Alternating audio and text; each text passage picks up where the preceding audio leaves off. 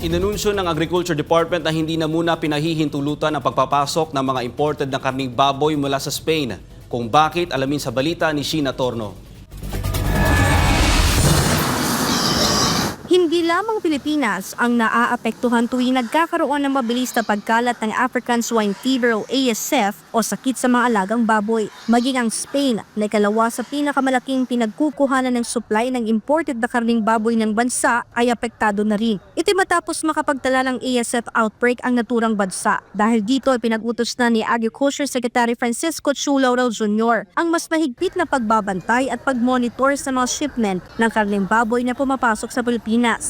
Starting, ang na-identify namin is yung anything produced after November 11 will not be allowed until maklear na sila for ASF. Binagyang diin pa ng kalihim, walang dapat ikabahala sa supply ng lokal na karning baboy sa bansa. Anya, wala siya nakikitang epekto ng ASF outbreak sa Spain, lalo na sa usapin ng presyo ng karne sa mga pangunahing pamilihan sa Metro Manila.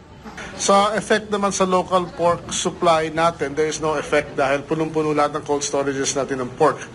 At sa merkado naman, actually stable pa rin yung prices ng pork. It's not, wala na yung 450 na liempo, no? Mas mababa na ngayon ang liempo kasim at pigi.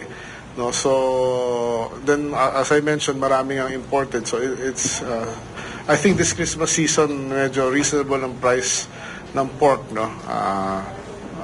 Pero siyempre sa demand baka tumaas ng konti.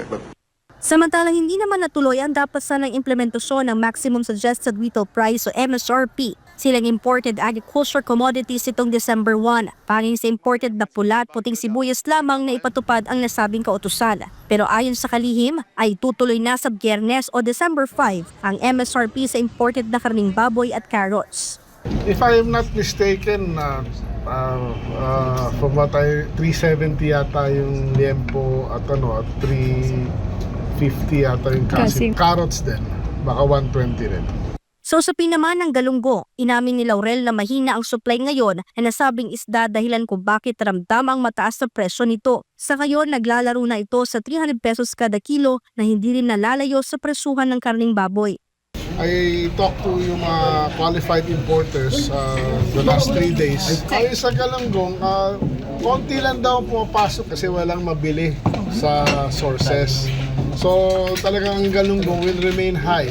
Para sa kalihim, maaring tangkilikin ng mga consumer iba pang alternatibong isda gaya ng bangus, tilapia at mackerel o tulingan. Mula sa inaasang 55,000 metric tons ng galunggong na dapat maipasok sa Pilipinas, ngayon ay nasa 30% pa lamang ang naipasok.